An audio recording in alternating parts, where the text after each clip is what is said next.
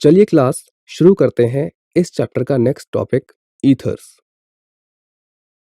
Class ethers का structure और उनका आईयूपीएसी नॉमेनक्लेचर तो आप ऑलरेडी पढ़ चुके हैं।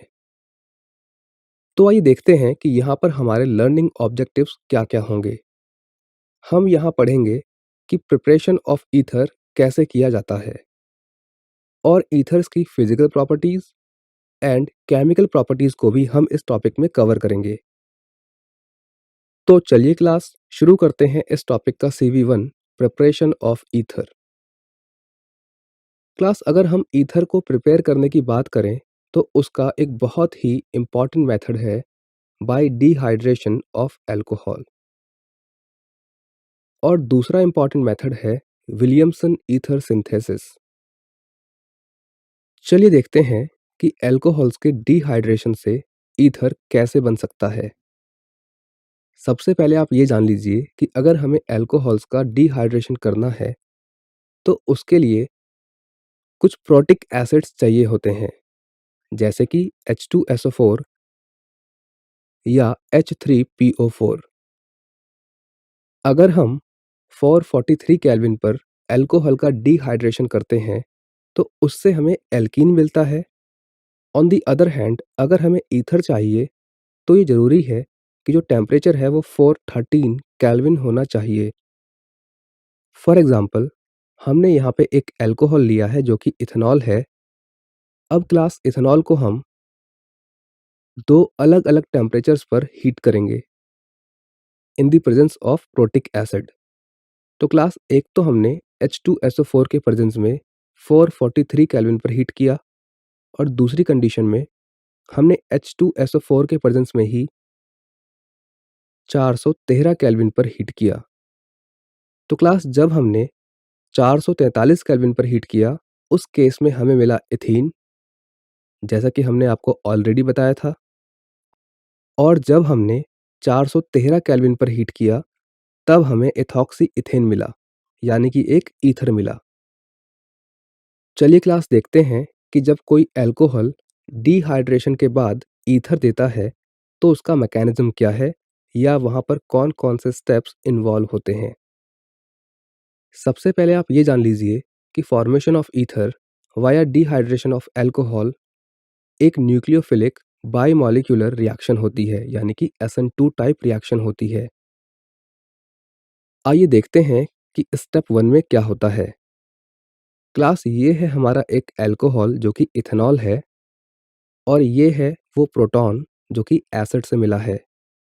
तो क्लास हम जानते हैं कि ऑक्सीजन पर लोन पेयर्स हैं, इसीलिए ऑक्सीजन इस प्रोटॉन को अपने साथ बाइंड कर लेगा और जब ऐसा होगा तब हमें एक प्रोटोनेटेड अल्कोहल मिल जाएगा, जैसा कि आप यहाँ पर देख सकते हैं। चलिए देखते हैं क्लास कि स्टेप 2 में क्या है। ये है इथेनॉल का दूसरा मॉलिक्यूल और ये है वो प्रोटोनेटेड अल्कोहल जो स्टेप 1 में बना था।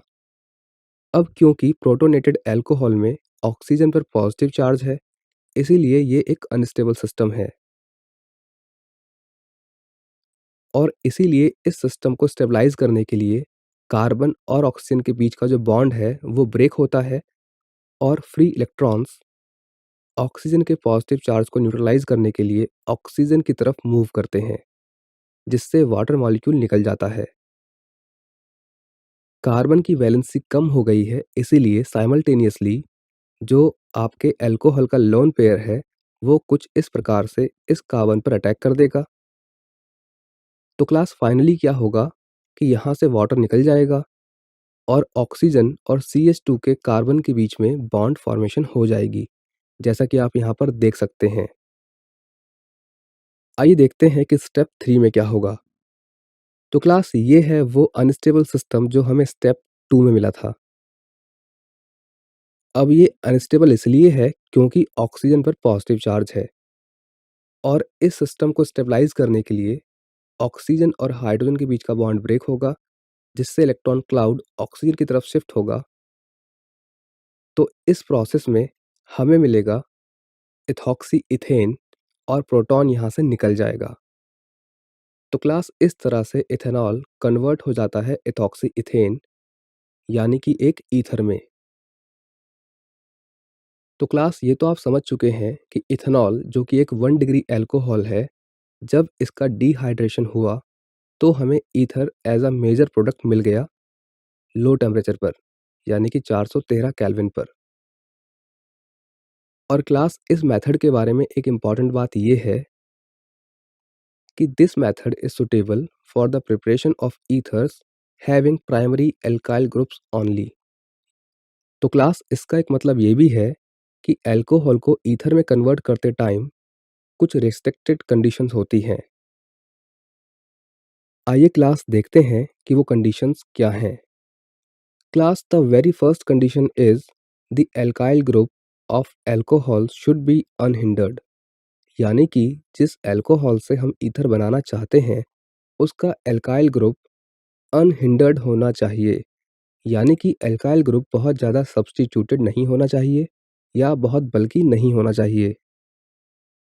The second condition is temperature should be low comparatively, क्योंकि क्लास अभी आपने देखा था कि अगर हाई टेम्परेचर होगा तो एल्कीन बन जाएगा, ईथर नहीं बनेगा।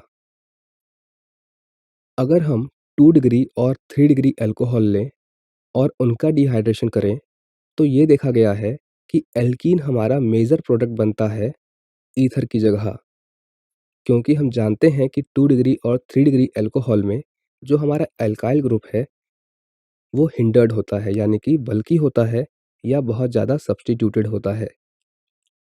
तो इसीलिए ईथर के बनने वाली रिएक्शन फेवर नहीं होती है और एल्कीन मेजर प्रोडक्ट के रूप में हमें प्राप्त होता है। आइए क्लास अब समझते हैं विलियमसन्स ईथर सिंथेसिस।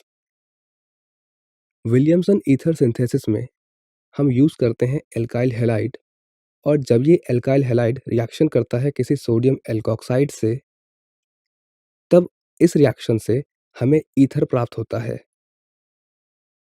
चलिए इस रिएक्शन का मैकेनिज्म देख लेते हैं। तो क्लास यहाँ पर हमने एक सोडियम एल्कोक्साइड लिया है जो कि 2 मिथाइल प्रोपोक्साइड है, और यहाँ पर है हमारे पास एक alkyl halide that is methyl bromide.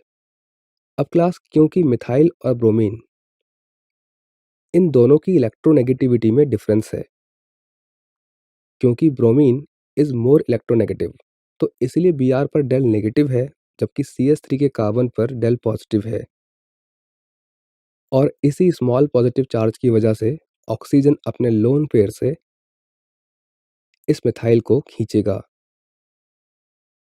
और क्लास एक बात इंपॉर्टेंट है कि ये एक SN2 टाइप पाथवे है, और जब मिथाइल को ऑक्सीजन अपने लोन पेयर्स के थ्रू खींचेगा तो उस केस में मिथाइल और ब्रोमीन का जो बॉन्ड होगा वो ब्रेक होगा और इलेक्ट्रॉन की शिफ्टिंग ब्रोमीन की तरफ हो जाएगी। और जब ये प्रोसेस कंप्लीट होगा तो उस केस में हमें मिल जाएगा एक ईथर, क्योंकि ऑक्सीजन और मिथाइल के बीच में बॉन्ड फॉर्मेशन हो जाएगी, और साथ में मिलेगा सोडियम ब्रोमाइड। तो आप देख सकते हैं कि यहाँ पर जो हमें ईथर मिला है उसका IUPAC नेम है 2 मिथाइल 2 मेथॉक्सी प्रोपेन। क्लास जब हम ईथर को फॉर्म करते हैं विलियमसन ईथर सिंथेसिस से, तो इस रिएक्शन में अगर हम सेकेंडरी और टर्शरी एल्काइल हैलाइड्स का यूज़ करेंगे तब जो एलिमिनेशन रिएक्शन होगी वो डोमिनेट करेगी ओवर सब्स्टिट्यूशन रिएक्शन, यानी कि सब्स्टिट्यूशन की जगह एलिमिनेशन हो जाएगा। तो क्लास इसका मतलब ये है कि विलियमसन ईथर सिंथेसिस में ईथर का बनना बहुत हद तक डिपेंड करता है इस बात पर कि हम किस प्रकार का एल्काइल हैलाइड यूज़ कर रहे हैं, प्राइमरी, सेकेंडरी या टर्शरी। और ये इस हद तक डिपेंड करता है कि अगर हमारे पास टर्शरी एल्काइल हैलाइड है तो उस केस में ईथर तो बनेगा ही नहीं, क्योंकि एलिमिनेशन रिएक्शन होगी और इससे हमें एल्कीन मिल जाएगा। चलिए इसको एक एग्जाम्पल से समझते हैं। यहाँ पर हमने एक एल्काइल हैलाइड लिया है जो कि एक टर्शरी एल्काइल हैलाइड है, क्योंकि कार्बन पर 3 R ग्रुप्स लगे हुए हैं, आप देख सकते हैं। और क्लास ये रहा sodium alkoxide that is sodium methoxide. अब क्लास क्योंकि जो हमारा यहाँ पर एल्काइल हैलाइड है वो 3 डिग्री है, इसलिए जब यहाँ पे रिएक्शन होगी तो हमें एक एल्कीन मिलेगा और मिथेनॉल मिलेगा और साथ में मिलेगा सोडियम ब्रोमाइड, लेकिन ईथर नहीं मिलेगा। इसका रीज़न ये है कि हमारे पास जो CH3O माइनस है, या यूँ बोले कि जो सोडियम मेथॉक्साइड है, ये न्यूक्लियोफाइल तो है ही, इसके साथ-साथ ये एक बहुत ही स्ट्रॉन्ग बेस भी है, यानी कि ये एल्काइल हैलाइड में से प्रोटॉन को भी एब्स्ट्रैक्ट कर सकता है।